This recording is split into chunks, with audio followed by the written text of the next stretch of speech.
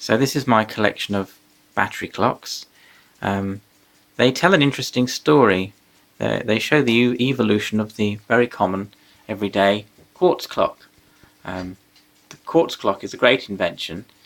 You basically stick a battery in, set the time, and it just keeps telling the accurate time. The only time you really have to do anything with it is when the battery runs out, and then you just change the battery over and you're good to go again for another year or so. And these clocks are all interesting because they all use a slightly different way of achieving, or trying to achieve, the same goal. But I thought I would explain each one until we end up with the quartz clock. If we go back a bit further to the 50s, most clocks were using a balance escapement or a platform escapement. You could still get pendulum clocks, of course, but the great thing about the balance wheel is it doesn't have to be level, which is why they're in watches. All mechanical watches tend to use a type of balance escapement. This one you have to wind up once a week, and you do have to make slight adjustments to the escapement. I can show you that on this clock. This mantle clock here uses a platform escapement, and as you can see, you have this lever which is for fast or slow. It means that the clock doesn't have to be level, and the only time I have to change the fast or slow lever on here, and it's only by a tiny fraction, is the change of the seasons. The house is more warmer in summer, and of course I have to adjust the lever because it does tend to run either a bit slow or a bit fast, depending on whether we're in summer or winter. The same applies with this clock. It's just not very easy to see the balance wheel.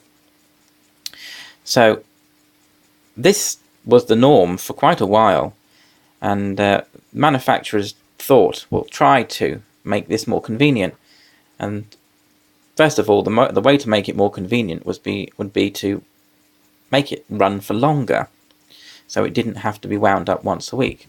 Now, there is such a thing as the anniversary clock, or the 400-day clock, but essentially it's a bit like the mechanical clock down the bottom here, except that the escapement is slowed down, and it's slowed down to such a point that they can make it run for 400 days, which is why it's called an anniversary clock. The idea being that on an anniversary, once a year, you would remember to wind it up, and then you'd have another year of the clock running. The problem with the anniversary clock is it's very fragile. If the shelf is knocked or banged, and the pendulum is the balls rotating here is the pendulum, touch the sides or get stopped or whatever, the whole clock will just stop. So it's very sensitive to vibration, which is why it's on the top of my dresser here, to try and stop it from getting knocked or any vibration stopping it. So it was rather awkward. So the first sort of way of making a convenient battery clock, well, the idea of using a battery means that you probably wind it up less. So this battery clock, what this does, or what they came up with, was if you can just about see the balance wheel there rotating away. Now what this does is the battery energizes a coil which winds up a very small amount, which you can't really see, a small spring in here, and all it's doing is every 4 or so minutes it's winding the clock up. So essentially it's still mechanical, and there's an adjustment lever here which is right on the end at the minute to keep this going.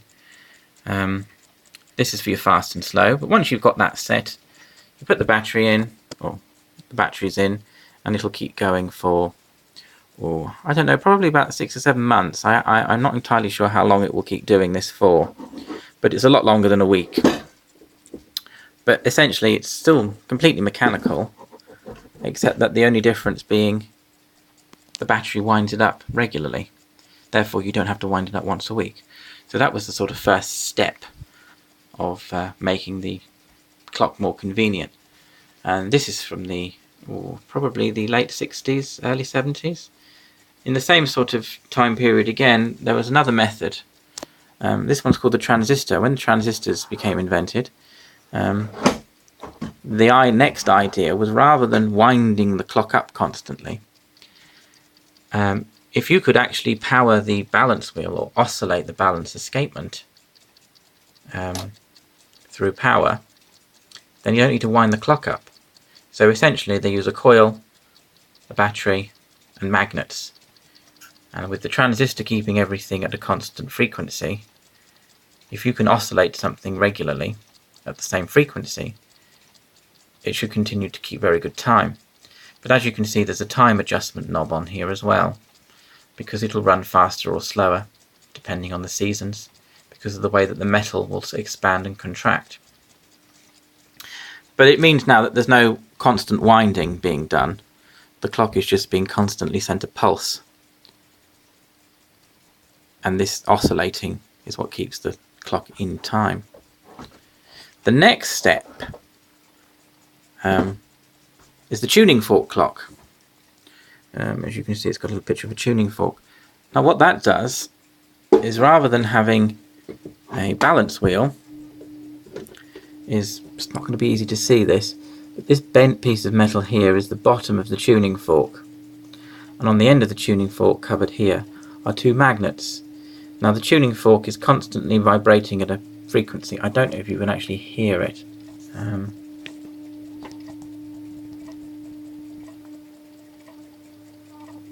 I'm hoping you can hear this hum, and that's the tuning fork vibrating. There's two magnets on the end of the tuning fork, and when they are vibrating, they propel a magnetic disc which drives a series of cogs, and as you can see, there's one slowly moving around there, and that's working at a much higher frequency than the previous clock here. The idea is that it will keep far better time.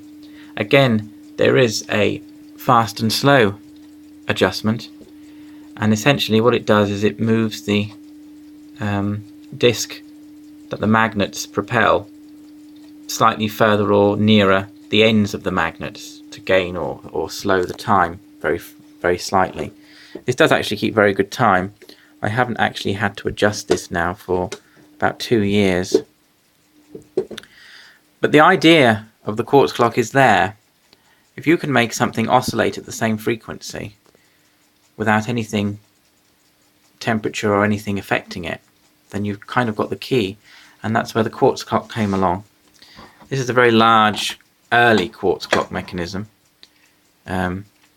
which uses a stepper motor, which is slightly different to how they work today. The principle is exactly the same, except that now the tuning fork, if you like, which is now made of quartz, is in a sealed can, and that oscillates at even a higher frequency, and that's able to make the clock feed pulses to a motor every second, which means now there is no time adjust, because the actual vibrating quartz crystal is sealed from the environment and therefore should never need to be adjusted. It's going to be accurate within such a tiny amount that you wouldn't really notice it unless you were running the clock continuously for, I don't know, 100 years or so, and then you might notice it's a second or two fast or slow. And then eventually that means, once these became cheap enough, and they were coming now to the end of the 70s, the late 70s, so we moved from the late 70s, or the end of the 70s, late 70s, mid 70s, early 70s, and that sort of shows the evolution of the quartz clock. It was all about trying to make a clock convenient to use, that runs for a long time, and most of all trying to make it quite cheap, because the cheaper you can make it and the more accurate you can make it and the more convenient you can make it, the more you will sell. Unfortunately, the tuning fork clock was relatively a good idea, except that the quartz clock rendered it useless relatively quite quickly. So there weren't a tremendous amount of these made. The transistor clock, as this is called, with the oscillating balance wheel, there were an awful lot of these produced, because it was simply a very cheap and quite accurate way of powering a clock. And there's an awful lot of these. The mechanical winding clock, which is what this one is, where it's constantly being wound up a tiny fraction every few minutes. It's a very good idea, very convenient, but of course it's essentially a mechanical clock. It's just that you're taking the effort out of winding it up. So it was still relatively expensive to produce, because in order for it to be accurate, you needed a fairly accurate mechanical mechanism. Anyway, so I hope you found that interesting and it wasn't too boring, but I just thought I'd share the interesting evolution, if you like, of the quartz clock in this little collection of clocks I've got here.